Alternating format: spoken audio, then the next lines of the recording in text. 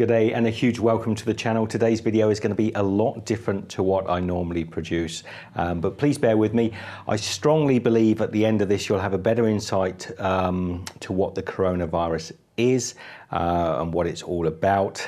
And I think there'll be some slightly controversial things towards the end of this, that just some opinions that I have about the coronavirus. I'm not a medical professional, so you really have to take the information I'm giving you from a layman's perspective. But I do have a great deal of history with this particular virus or variants thereof. And right, let's get going. What exactly is the coronavirus?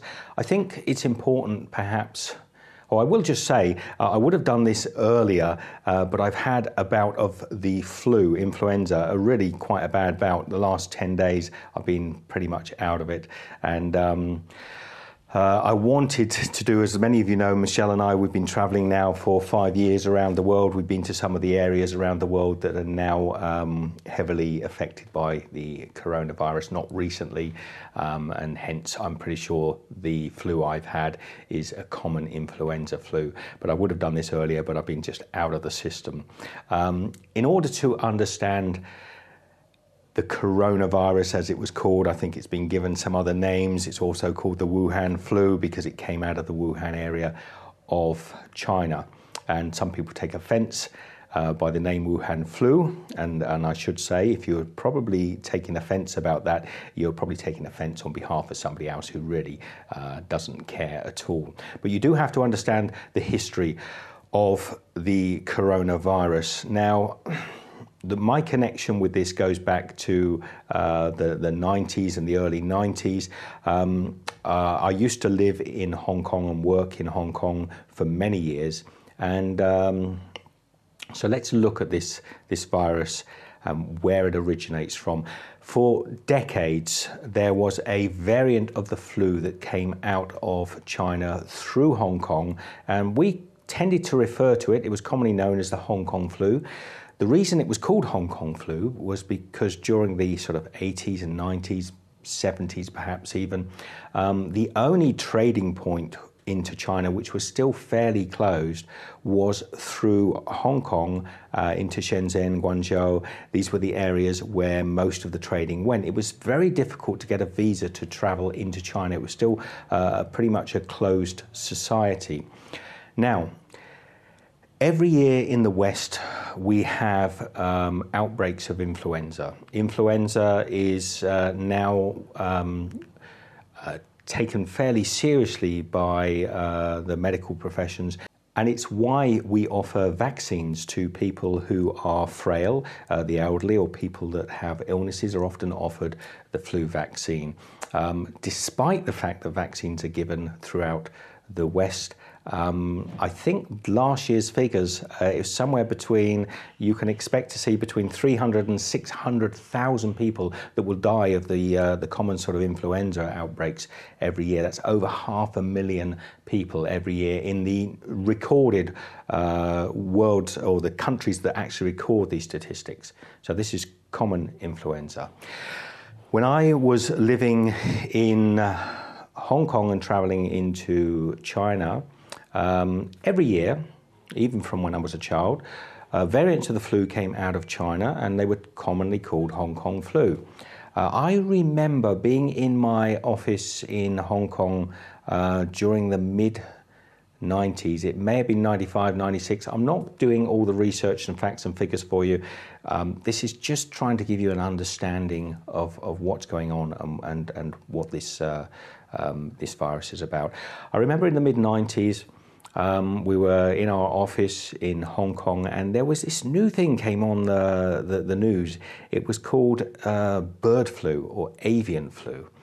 And the media went ballistic with it. At the time, the United Kingdom was still controlling Hong Kong, and there was a statement made that we would have to kill all of the fowl, all of the chickens that were being farmed in Hong Kong. Now, you have to understand that the Hong Kong community relies greatly on poultry and and pork. They're the two main sort of supplies of the meat chain in those areas. And overnight, the local government said, no, we've got to cull all of the poultry. I think it included ducks as well, definitely included chickens. So in a very short time, millions upon millions of chickens were actually slaughtered. And because there was so little foresight into what this actually meant, there were piles of poultry, dead poultry, in all areas of Hong Kong. There were reports of poultry floating in Victoria Harbour where they just couldn't get rid of. They killed so many birds in such a big sort of sweeping sort of knee-jerk reaction against this avian flu that we just didn't know how to dispose of all this poultry. There were mountains of dead poultry throughout Hong Kong and the New Territories, and I think this also extended into China as well. So it was a real problem. It was a knee-jerk reaction by a group of politicians that really didn't fully understand. And did it have an effect? Probably not in the slightest. But I do remember at the time people thinking, what is this bird flu? What's it all about? Surely every winter a version of flu came out of China. We always expected it, and it was something that people would catch and recover from. Unless you were elderly or frail, there was a chance, like every variant of flu, that you might die from the flu. It's just a fact of life and always has been. So one of the things that I did notice at that particular time was there was a great outcry from politicians around the world to buy new vaccines. And what you did see, if you were bothered to look outside of the mainstream media, is there was a massive boost in the value of a lot of pharmaceutical companies that were working on these vaccines. I mean, they made an immense amount of money out of it. I do believe, in fact, that there was also some stockpiling. So I believe that governments in Europe and America and around the world were forced by the mainstream media to take action, and they bought millions, perhaps even billions of dollars worth of vaccines. And in order to do this, to accommodate this, I believe some pharmaceutical companies were given free cash to build factories to produce these vaccines. Now, I'm not 100% sure on the accuracy of that story, but I do know the vaccines were bought, and I do know the vaccines had a very short shelf life, something like about a year or 18 months of shelf life. So although we spent many millions, if not billions of dollars on vaccines, they were never actually used. They expired and went to landfill. So a great deal of waste of money, but a lot of pharmaceutical companies did very well out of it. Now, the following year, the flu came out of China again, but it wasn't reported in the same way. And this has continued since as long as I can ever remember, that a variation of the flu comes out of China every single year. Now, as China has opened up over the last decade or so, the hotspots each year have not necessarily been just through Hong Kong, because there are other access points into China. So the flu, again, I think in 2008. Now you'll notice there's a pattern, and I keep trying to fully understand. I've been researching this most of my adult life to try and fully understand what's going on here. There's a pattern. The flu comes out every year in the West, in Europe, and in China. And although they produce vaccines for this flu, they're never quite sure which vaccine to use, because it mutates each year, and they have to be careful as to whether or not they give out the right sort of vaccine. So it's a bit of a crapshoot as to whether or not they're going to get. I think there's probably some great deal of thought that goes into it, so it's probably not just a gamble. But there is a lot of thought goes into which particular vaccine they're going to give each year. Now, because China has developed independently of the West over many hundreds of years, the variants of flu that come out of China are not particularly consistent with the flu that we have in the West. flu is a killer, by the way. It's a killer to anybody who is frail or old. So it's dangerous, as is the common cold. But yes, the variants that come out of China are not always the same as what come out of the West. They're quite often different. Now, I've noticed over the years that some years, for no particular reason at all, the media grab hold of the story of the flu coming out of China, and it goes into hyperdrive. And at the same time, I've noticed over the years that certain pharmaceutical stocks skyrocket. They literally increase exponentially as the flu virus comes out. So some people are doing very well out of this particular sensationalization of the news. Now, to be fair, and I think I alluded to this at the beginning of the video, the common influenza itself, it has an outbreak every year and can kill up to 500,000 people globally each year. But if you were to have this year, for instance, the news saying to you that, influenza outbreak, 80 people in Kettlethorpe have got influenza, 7 people die, 140 people in, Bidley Ho, Idaho have got the influenza and 17 people have died. If that was on the news every single year, just about the common influenza that we have in the West, you'd say, what on earth is this, what is this about? This is some sort of scaremongering about influenza. We all understand influenza is there. Now, do bear in mind that the outbreaks of avian flu, swine flu, and this year with the coronavirus, the numbers that are effectively dying from this virus are tiny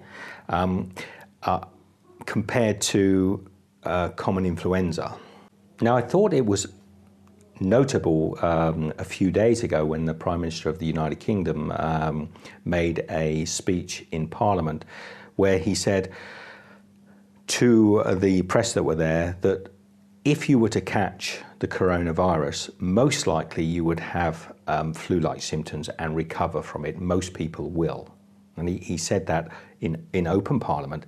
But he also mentioned that it can kill people, and I think he said something like 1% of people who catch the coronavirus will die. I think he said will die, but I want to correct that actually, because if 100 healthy young people caught the coronavirus, I guarantee you, I can't guarantee you, I shouldn't really say this, but the recovery rate will be 100%. The only reason 1% of people in 100 actually die are generally because they are frail and weak.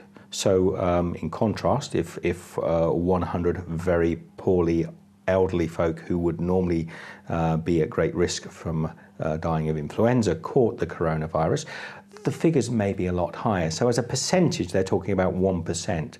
But it is not 1% of all demographics. And I think this is one of the things I'm seeing around the world. I'm seeing friends of mine making videos on YouTube, followers that I've made, sensationalizing this beyond reality. And I see on the news we have problems in Australia with people sort of panic buying. And what I want to sort of get across to people is this virus, historically, this variant of the flu, which is what it is, has been coming out of China for as long as I can ever remember, for many decades. And yes, it's an awful thing to catch. I've just had influenza. It dragged a whole lot of energy out of me, and it certainly is damaging. And if I were frail and weak, I'm sure it may have had much worse effect on my body. Now, the truth of the matter is this virus has been coming out of China for many decades. For most of my lifetime, the flu has been coming out. So why is it that certain years that it hits the media with such a frenzy? Now, this is where I might start to get a little bit sort of conspiracy theorist, but there is an element of cause and effect. I don't want to sort of, be pointing fingers, but I have noticed each year when an avian flu, swine flu breaks out in the media, and bear in mind this virus comes out like the influenza every single year and doesn't even make a news story.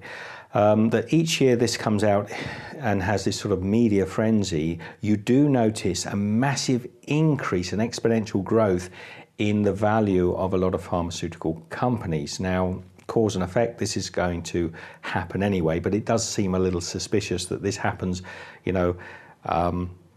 not every year, but every X number of years, which will allow the general public to sort of, forget about the last outbreak and think the new one is much worse. And you've got to remember the numbers. When this actually first came to light, when this flu was first highlighted as coming out of Wuhan, the numbers were tiny. Wouldn't normally even make a story. The numbers that were being affected by it were tiny, particularly globally. And if you compare it with influenza outbreaks around the globe at the same time, it was minute as to the number of people. And to be honest, at the end of this epidemic, and generally the influenza virus comes to its end towards the end of the beginning of the summer, end of the spring. So we might be looking at this starting to die off. And I'll stick my neck out on this and say probably by end of April, beginning of May, you'll struggle to find anyone to even talk about this issue. But yes, when this first came to light, the numbers were really tiny. Now, I was recently, not during the time of the influenza outbreak, but I was recently spending some time in China. It's a beautiful country full of wonderful people. There's a lot of anti-Chinese sentiment that I hear, and it's quite annoying because it's very misplaced. China is a wonderful place. But politically, there are problems in China. Certainly, they have some aggression towards countries like Taiwan and Japan. They feel very strongly that these countries have no right to exist under their current regimes. And there is an element in me that wonders, why did this come to light this year? Now, if you want to be cynical, you know that by triggering this news frenzy, there is a cause and effect, a great deal of cause and effect. And if you play the right instruments in the world, sort of social media and mainstream media, you can really explode this story out of all proportion. The effect that this actually has been quite devastating to businesses around the world, and it's you've got to start looking outside of the box. What is going on here? Is it because certain groups of companies want to make a lot of money? It certainly has affected a great deal the aviation industry. It's caused a great deal of problems in the tourism industry. One area that, if this keeps perpetuating long enough, that is definitely going to be affected and probably spoiled, many of you may know where I'm going with this, is this year is not the Beijing Olympics, but this is the year of the Japanese Olympics. This is the 2020 Olympics. And while Beijing made a great deal of song and dance about the success of the Beijing Olympics, and it was a masterful and wonderful set of Olympic Games, it would be in their interests, it would be in some people's interests, a very small minority of people's interests, if the Olympic Games in Japan were to be seen as a failure. And almost to nobody in the world would that be the case, apart from China. So if this keeps spiraling, if these stories keep isolating and shutting down airports and shutting down travel for a virus which is actually having a very small effect when you consider it next to something, as I've said, the common influenza virus, there is every chance that the Japanese 2020 Olympics could be a complete failure because people won't be able to fly and attend, many countries won't turn up. And it's that thought alone that started me thinking my crazy sort of conspiracy theory is, because I'm always saying, why did this come to a head this year? Could this have been part of a greater plan of upsetting and destroying the Japanese Olympic Games? I really hope not. I really pray that is not the case. The hysteria that you as a population, you as a people, are allowing this coronavirus to take control of your lives, the crazy speech that is out there, stopping people from traveling, stopping people from living their lives. There's been people fighting on public transport because somebody coughed on a train in Australia, for example. It's too much. I'm telling you, it's too much. The coronavirus is a variant of the flu. It will come out again next year under a different name, a different variant, as our own influenza does every year. The coronavirus is nothing new. The reason it's not called Hong Kong flu anymore is because China is more open to so many different ports of entry now than it was during my days when I was living in Hong Kong. I think it's time we understand that you have to be cautious when you catch influenza. I have had influenza and I've been very cautious, trying respectfully not to pass that on.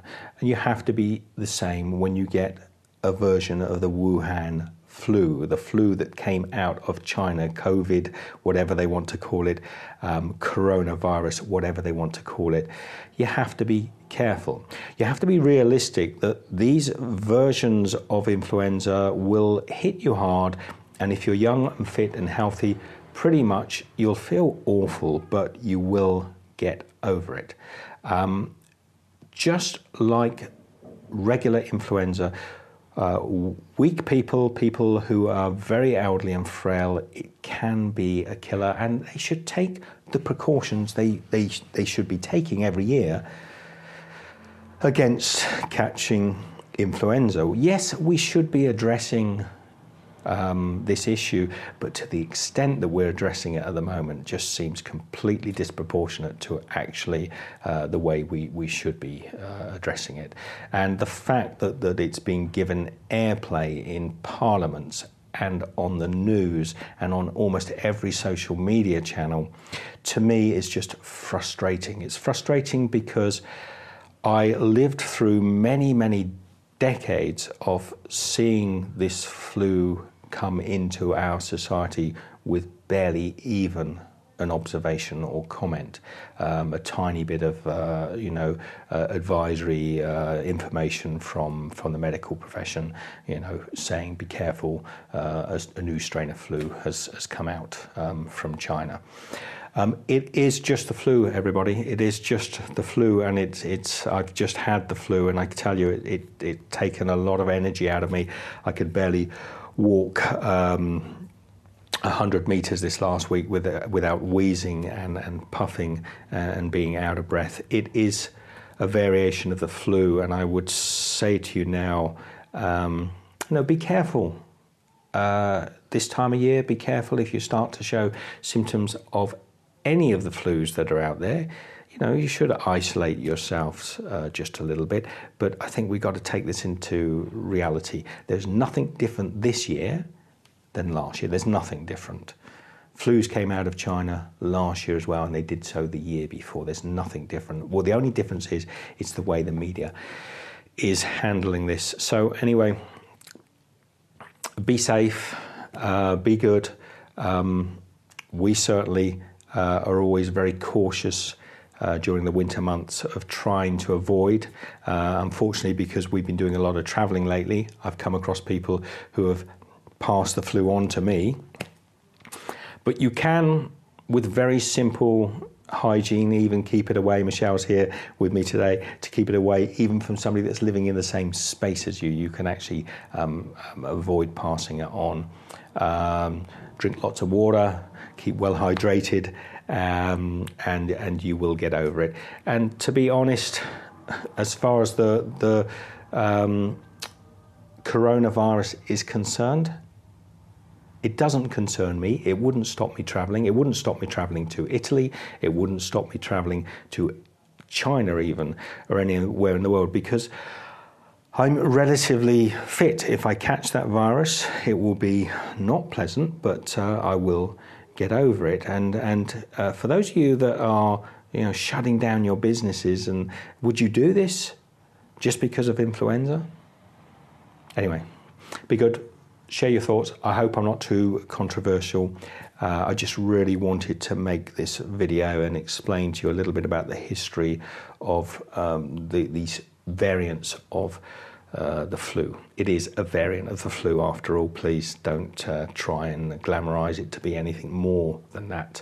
And do remember that each year, according to the WHO, we are losing up to and above 500,000 people to just the influenza virus. The numbers that will come to light at the end of this coronavirus will be a fraction of that. But if they were equal, if we lost 500,000 people this year to the coronavirus, it is just another version of flu, and it is dangerous. There is a point in your life where your body is so frail and weak that you could die from catching the flu, a common cold, the coronavirus, or any number of things. Food for thought.